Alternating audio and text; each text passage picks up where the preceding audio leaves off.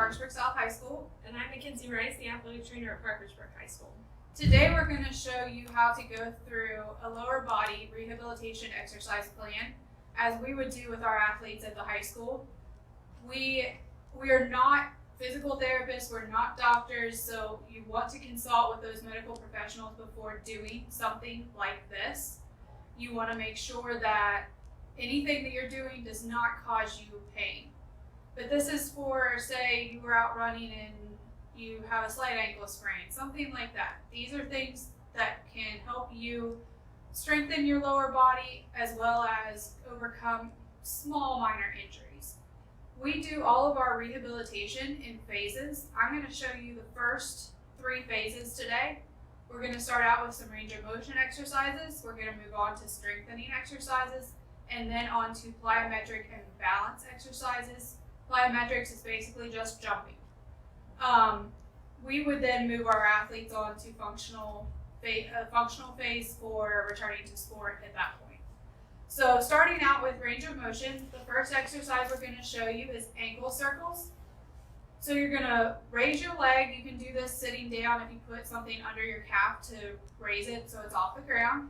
You're going to just start by rotating at your ankle clockwise and counterclockwise.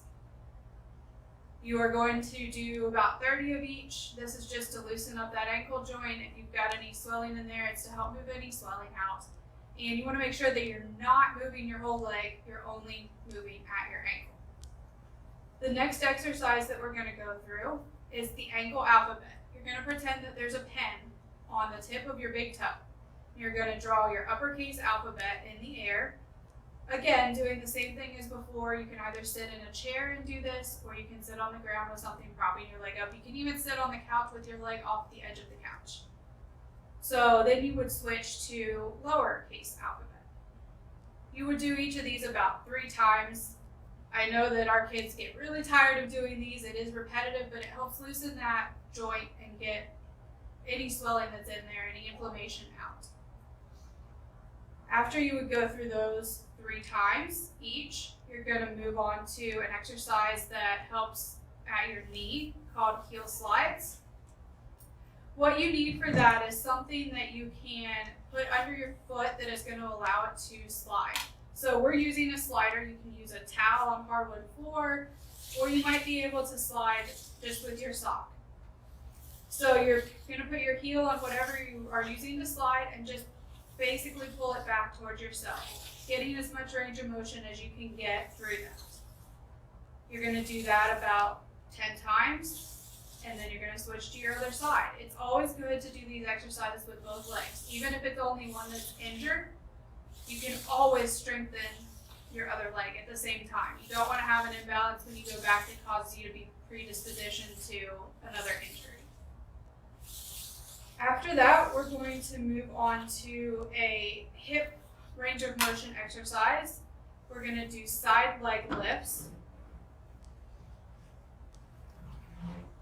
You're going to lie on either side, and all you're going to do is you're going to lift your leg up and back down slowly. You don't want to rush through any of these exercises. If you rush through them, you're not going to get as much value out of them. And once you've done about 20 on each side, or on that side, you would switch to your other side.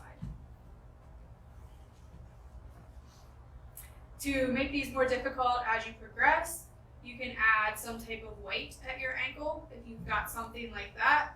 If not, you can also add a band if you have a band at home. You can put the band around your calf and continue with these to make it a little bit harder and turn it from a range of motion exercise into a strengthening exercise. Next, we're going to show you leg lifts. When you're doing these for range of motion, you want to do them in a set of 3. So first, you're going to just lift your right leg up and back down. That's going to help loosen at the hip joint. It's going to also work your core a little bit too. And then you're going to do your left leg. You're going to do each of these approximately 20 times, and then you will finish by doing both legs together. This brings a little bit of strengthening into this exercise. And again, if you have ankle weights, you can add those at this point too, as long as it doesn't produce pain. Our rule of thumb is if it produces pain, you shouldn't be doing it. We're going to move on from that to an exercise that we use for hamstrings or the back of your leg, knee curls. All you're going to do is lie on your stomach. You're going to bend your knee to bring your foot up and back down. You want to do about 20 of these each side, and again, you can add weights to this. If it's difficult to do this at first, you don't have range of motion, you can also assist yourself by using some type of towel or something to help with pulling your foot towards you. After that, we're going to move on to an ankle exercise that can also be hip and knee. It works everything in your lower body. You're going to put your foot we're going to use this as a wall, but you're going to put your foot about 4 inches from the wall. You're going to go down on one knee. You can put a pillow or something soft under your knee if you need to.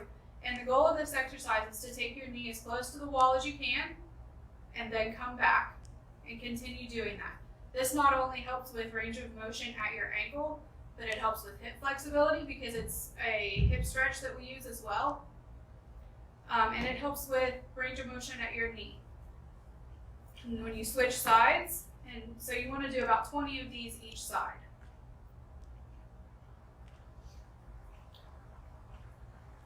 And the last range of motion exercise that we're going to show you is just your very basic marching. They're basically a slow form of high knees. You're just bringing your knee up and back to get that range of motion at your hip and your knees. All of your lower body is connected.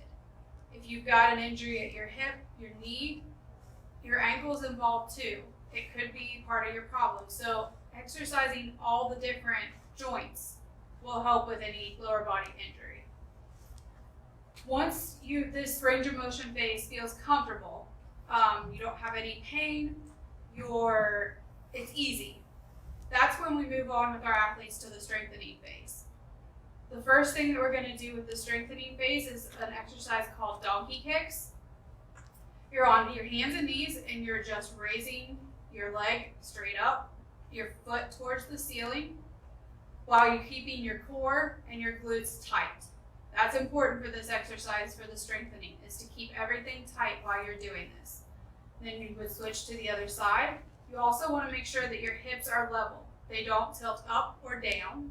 You want to keep them in the same plane. You could also add something on your back that would fall if your hips move, if you tilt to one side or the other, just as a cue, and we often do this with a foam roller at the high school. From that, we're going to move on to an exercise that we call clamshells. You can use a band for this if you have one. You don't have to use a band. We typically start out doing this exercise without a band and progress it to the band. As you'll see with a lot of our exercises, a lot of them are progressive. We start really easy and work them up before we move on to something else. You're going to lie on your side with your feet pointed towards the back or the wall, and you're going to just lift at your knees, up and back down slowly. Your range of motion is going to be limited with the band. However, that strengthening, you'll really feel it on the outside of your legs and your hips. And then you can switch to the other side. You should do about 20 of those as well. Everything that we're doing, you should, unless otherwise stated, should be about 20. From there, we're going to move on to some standing exercises. The first is a toe and calf raise combination. There's 2 ways that you can do this. You can do them separately, so just plain calf raises, lifting your heels off the ground. You can also do them, and then you would switch your toes off the ground as well.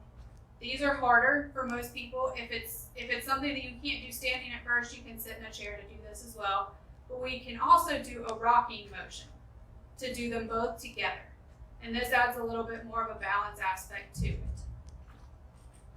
From there, we're going to use a step. You can do this on any raised surface, a stair in your home, anything. We're going to do hip hikes. So this is going to be, you're standing on the stair and you're just taking your heel down. This is very good for hip strengthening.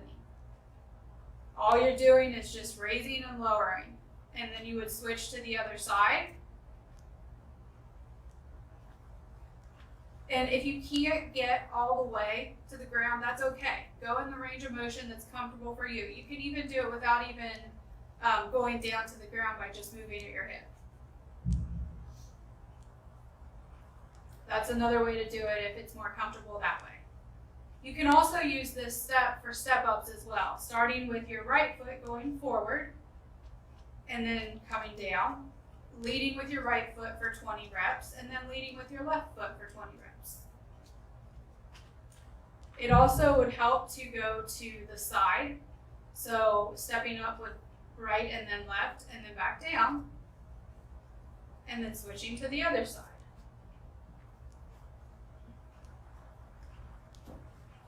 And if you're having issues with balance, these are really good to sort of get you moving on those.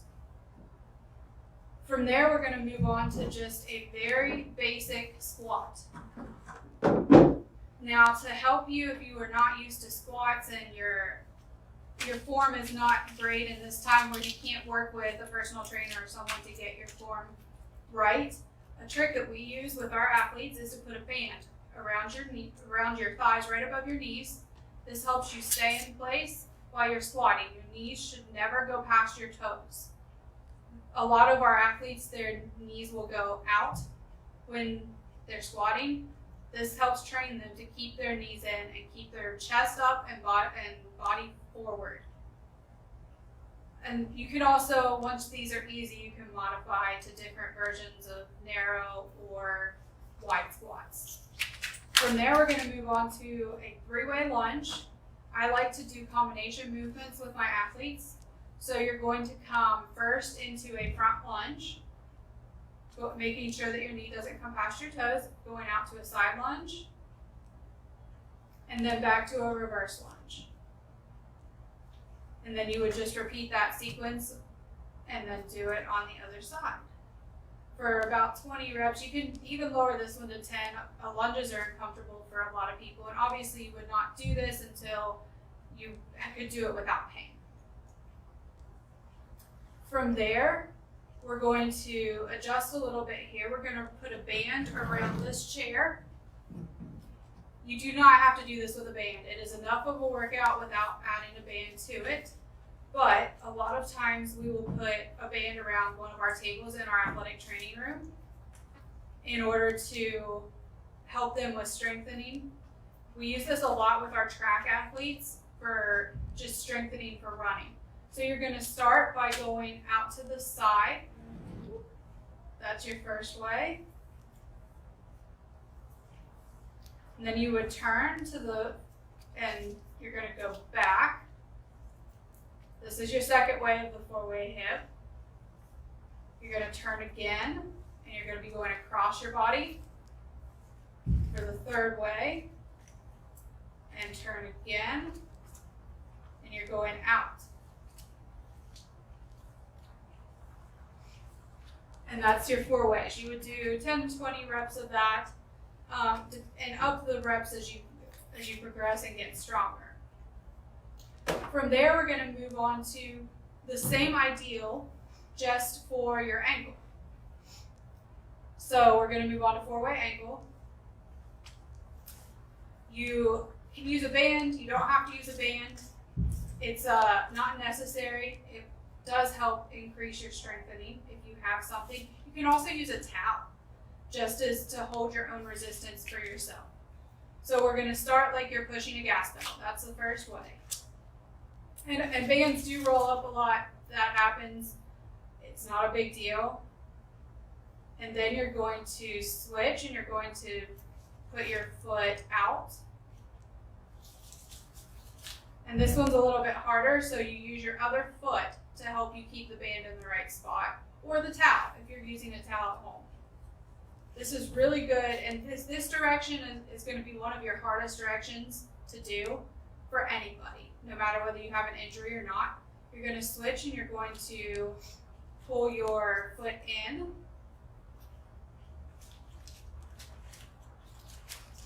And again, you'll likely have to lean down to do this one, or use your other foot. That works as well.